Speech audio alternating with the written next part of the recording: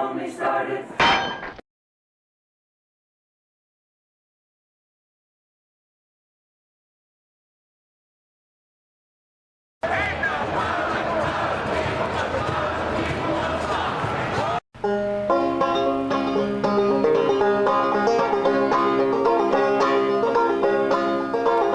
We meet today in freedom's cause and raise our voices high. We'll join our hands in union strong to battle or to die. Hold the fort, for we are coming. Union hearts beat strong. Side by side we battle onward, victory shall come. Hi, my name is David Whittemore. I'm the managing editor of the Free Stehekin, the newspaper. It's an underground newspaper produced and created by the students that go to Cascade High School. I'm just going to get down to the point. Last year, our superintendent, Carol Whitehead, along with the Everett School District, began enforcing prior review among its high school newspapers. As a student voice, we believe that prior review takes away from such a free speech coming from the high school itself. To students, being a public forum means that they're creating a place where they're allowing to choose what is important to write about, not what the teacher administrators think is right. A public forum is a place where students are allowed to confront and discuss the issues that are important to them, a place where that shows teenagers that their ideas have merit, which we believe is extremely important because Everett School District reporters, like many teens today, want to prove to our society that a better world is possible.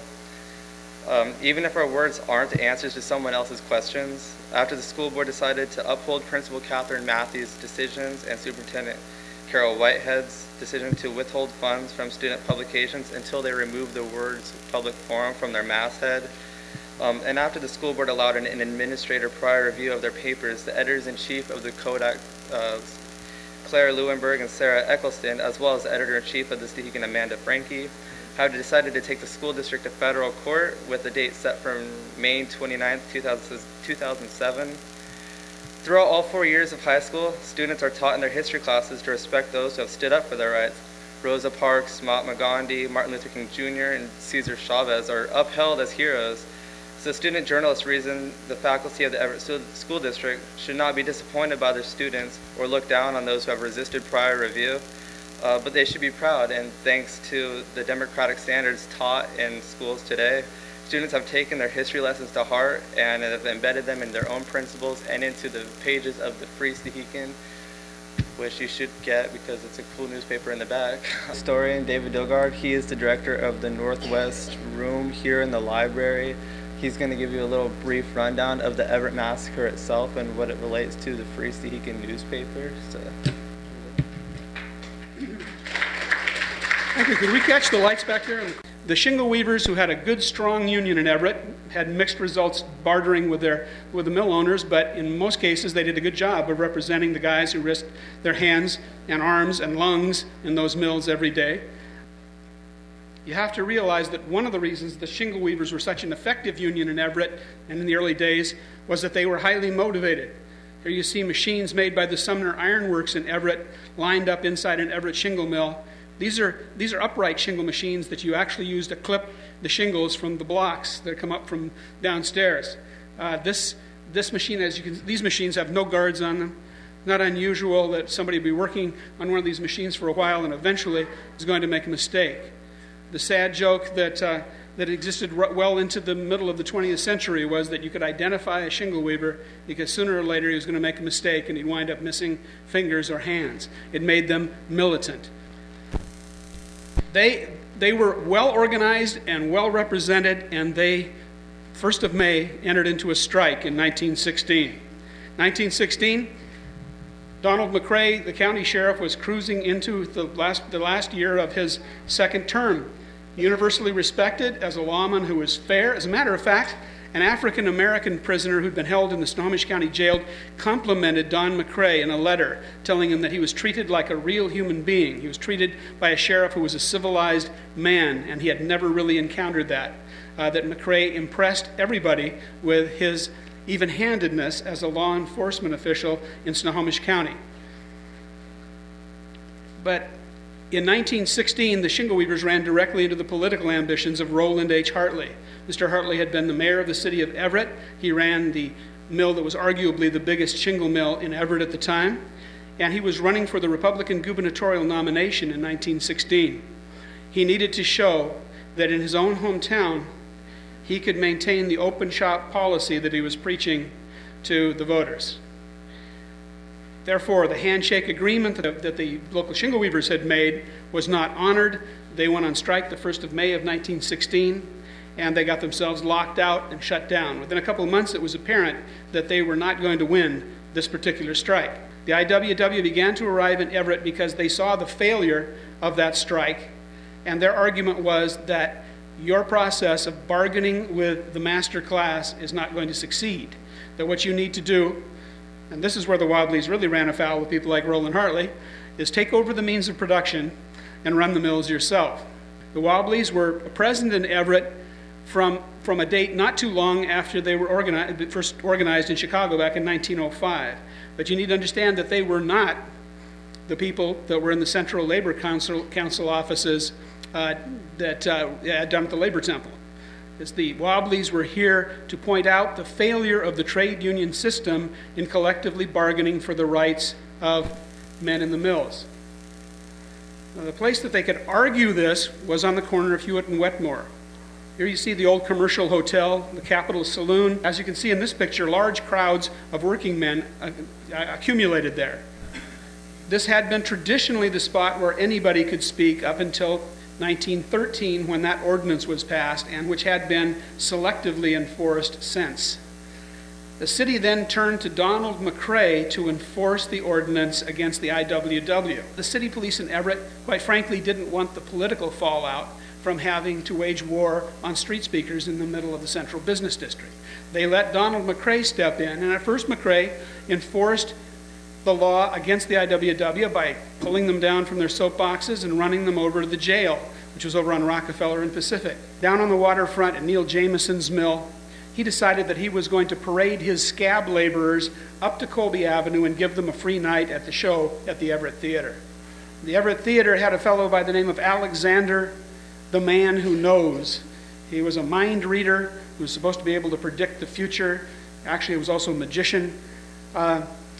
Perhaps Mr. Jameson should have consulted with Alexander before he brought his scab laborers up Hewitt Avenue over onto Colby and into this building, because by the time Alexander's performance was over, that alley on the left was full of really, really angry shingle weavers who'd been locked out of their jobs and were trying to figure out how to feed their families and keep a roof over their heads. This was not the IWW.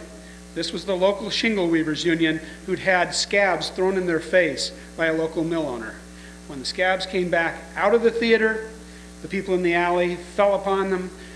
Shots were fired. They chased them back down Hewitt Avenue toward the water. One scab's house was attacked and all the windows knocked out. And the following morning in the Everett newspapers, there was a group that called itself the Committee, saying that they were volunteering to maintain order on Everett streets, that they were no longer going to see shooting and baseball bats flying on Hewitt Avenue in the town that they loved. That committee swelled the ranks of Don McCrae's deputies. And the end of October, things escalated yet another notch when a group of demonstrators were met at the Everett City Dock, where the Everett Massacre was to take place a month later. Just a week later, excuse me. And they were carried out to Beverly Park and forced to run a gauntlet at the cattle guards where the interurban train crossed the road out at Beverly Park. The local mill had manufactured little baseball bats especially for the occasion, and they beat some of the IWW demonstrators so badly that the next morning Everett religious leaders went out there and they could find broken teeth and pools of blood on the ground where these men had been beaten. On that occasion, A comment that was testified to under oath in the trial that followed the Everett Massacre was made by Donald McCrae. When one of the people being beaten protested that he had constitutional rights, Donald McCrae said, "You're in Snohomish County now, and we make the laws." Sunday, November 5th, the IWW were convinced that they were going to come back with enough people, armed thoroughly enough, that they weren't going to be subjected to that kind of brutality again. If you look carefully, you can see that claustrophobic little clustering of finger piers there. The one closest to us is Pier 1, where the aluminum storage dome is today. The one in the middle is the city dock. And on the far side, the light painted one is the Oriental dock with the clear story windows across the top. If you look at this, you realize that that little white boat that's pulled up, well, just a few hundred feet in front of where the Verona pulled up on November 5th, is in a terrible crossfire. It can actually be fired upon from points on either side of Pier 2, the city dock, and even some points further east from there shooting back. Not a good place to be if you're expecting to get shot at. This is a picture of the Verona. The Verona was the vessel that the Wobblies came up on November 5th, a wooden passenger steamer, propeller-driven, of the type that comprised the Mosquito Fleet, the little wooden passenger boats that plied Puget Sound between Everett, Seattle, Tacoma, Bellingham. The warehouse, the distant warehouse, is where the deputies were. The man in the bowler hat is standing where Don McCrae would have stood, and holding up his hand the way McCrae did to stop the Wobblies from singing. As the Verona pulled into the dock, they were singing Hold the Fort, an English transit workers song that they kind of transmogrified for their own purposes. There was a piano on board the Verona, so they actually could have a musical accompaniment to their singing. As a matter of fact, one of the horrifying memories we got from a person we interviewed 30 years ago was the sound of bullets hitting that piano, a horrible discord that it made as the Verona was under fire from several different angles. Said the Verona is riding a little higher than she would have on November 5th.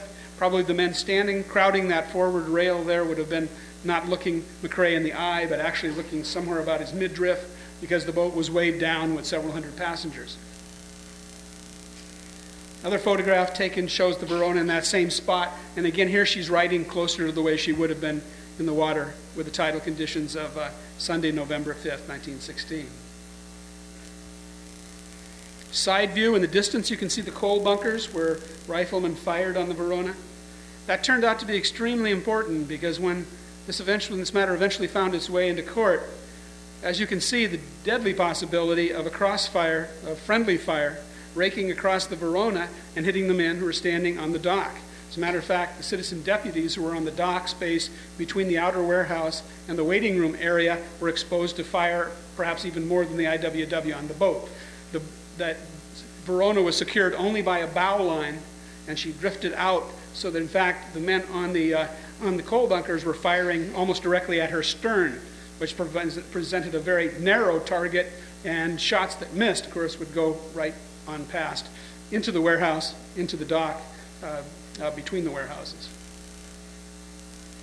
We don't really know how many people died. We know that when the shooting started, all the Wobblies that had crowded the port rail of the Verona ran to the starboard side and nearly caused the vessel to keel over. It was only the bow line that apparently stopped that roll, but several men fell from the deck of the Verona, and we know that none of those were ever recovered officially and counted. But late in his life, I interviewed an Everett policeman who'd been down on the waterfront at the time that they had recovered several bodies that they decided not to make public. They washed up days after the Everett Massacre, and it was decided simply to take them out and bury them at sea out in the deep water near Mukilteo. They put them on a tugboat, and he said that he actually saw at least 5 bodies that were wrapped up and destined to be buried out there in the deep water. Everett at that point didn't need any more scandal, so the bodies were just quietly disposed of.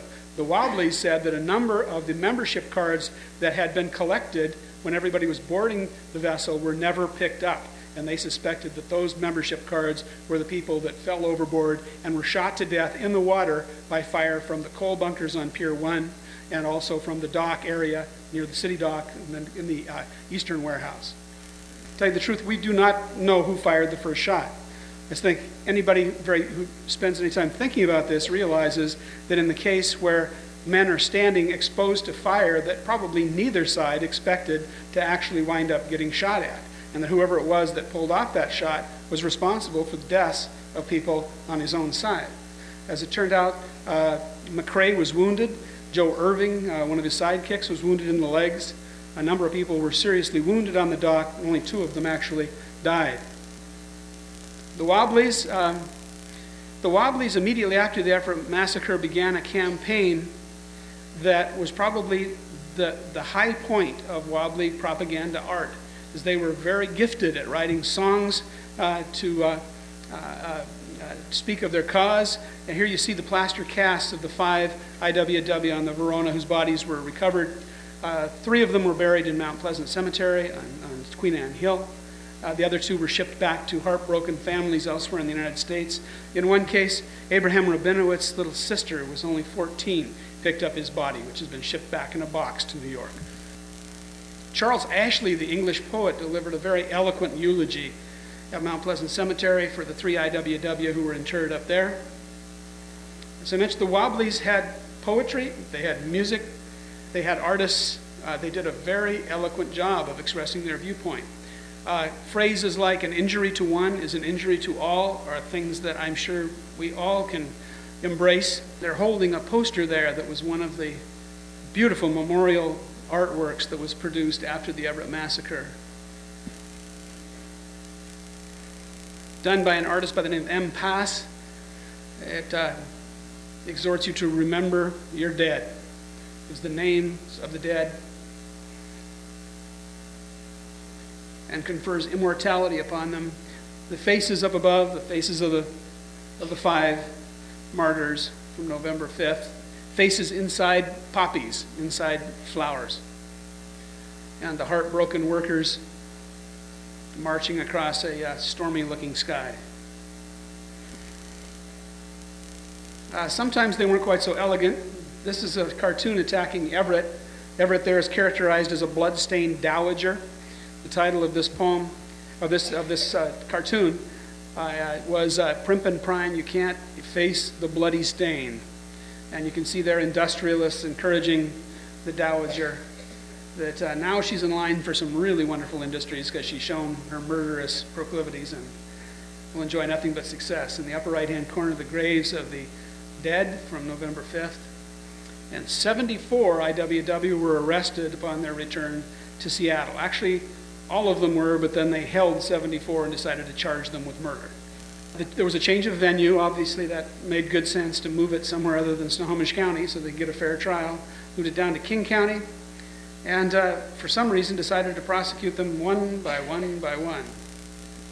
We have Jack Miller and his descriptions of that whole experience that were collected back during Jack's participation in a number of our memorial cruises.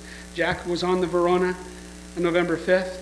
Jack was in his 80s when we first discovered him and had amazing stories about what it was like to be incarcerated in the Snohomish County Jail.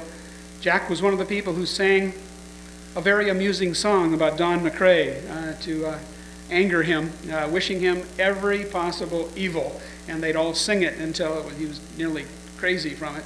Jack died some time ago now, but during the time that he was alive, he was an amazing nexus, direct connection between those years and our present. As a matter of fact, he still had the same fire and conviction that we imagine he brought with him on the Verona back in 1916.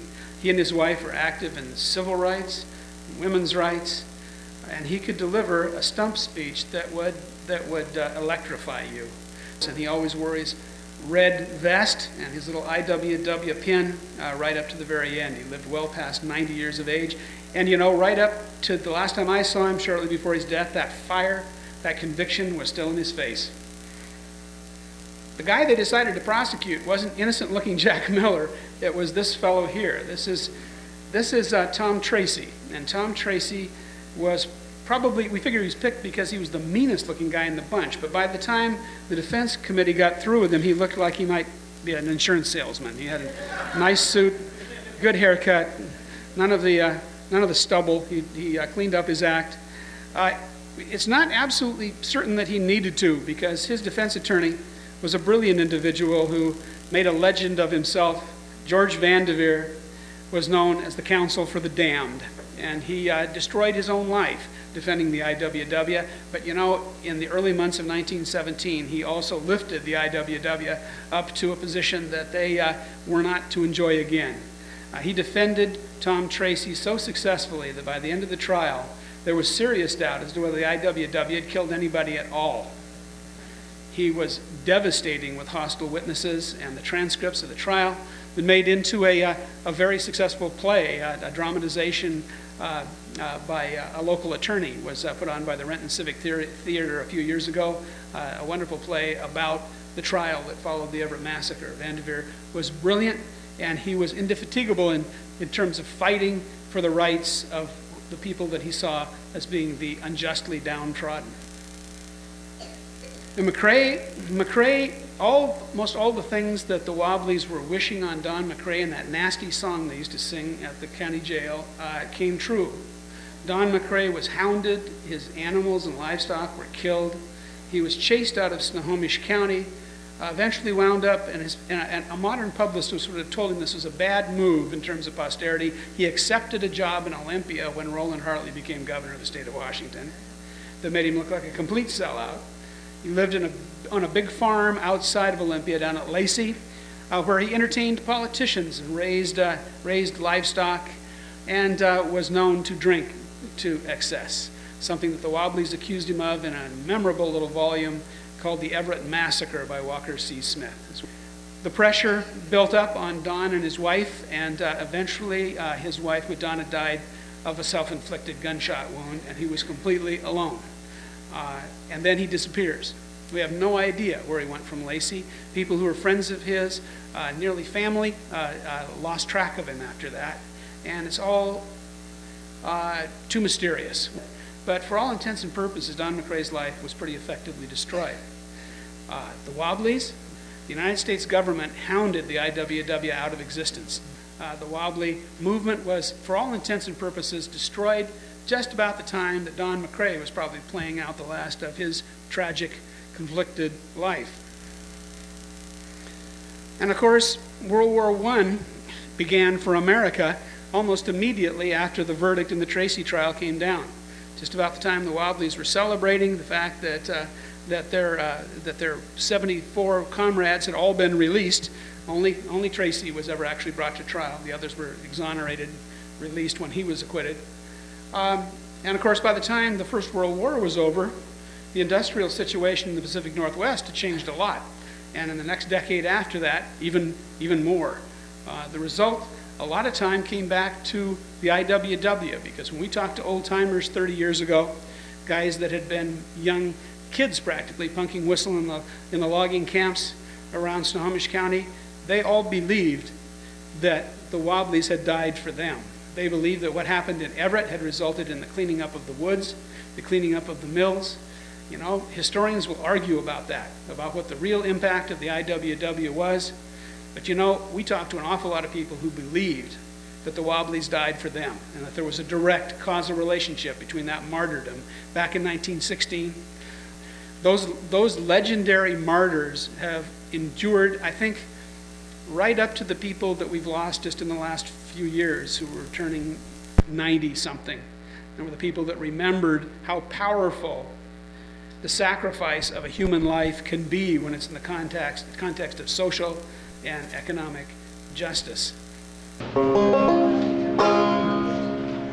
I want to thank the historian for that very competent, thorough review of the factual account of what happened. Now this is the song that those brave men were singing as they rowed that boat to their deaths.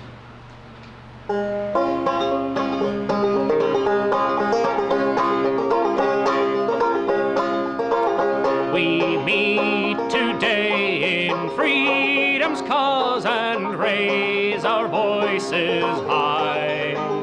We'll join our hands in union strong to battle or to die. Hold the fort, for we are coming. Union hearts beat strong. Side by side we battle onward. Victory shall come.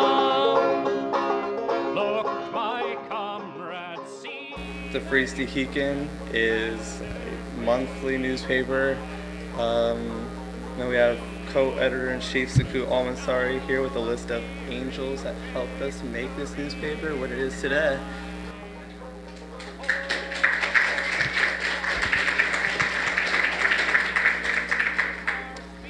I would like to thank the students, journalists who out Stehekin, the original newspaper. David Whittemore, Abria Evans, Evelyn Lee, Laura Flores, Brian Larson, Nicole Faiseth, Marilyn Hine, Isabel, Anna Thompson, Mercedes Tigner, Vince Ramirez, Blake Vitt, Rosanna Chupp, Lydia Thrower, Donna Fletch, Lydia Williams, Anthony Trish, Crystal Dupfield, Mason Dolfootland, Melissa Diltz, Brian Moore. I would also like to thank angels, people who gave their time, money, and equipment for us to publish. Randy Rowland, Kari Averill, Sue Johnson, Pat Powers, Joy Melby, Kay Powers, Diane Johnson, Evan Lindenberry, David Delgard, Donna and the Everett Historical Commission. We want to thank the shingleweaver unions and the industrial workers of the world for their good examples as fighters of workers' rights. We are grateful to the following unions who support our free speech fight: the International Brotherhood of Electrical Workers, the International Longshore and Warehouse Union, SPIA, the Communication Workers of America, the Everett Education Association. Thanks in advance to all the students and workers to your contribution to our struggle for keeping us strong with a face to the censorship. Thank you.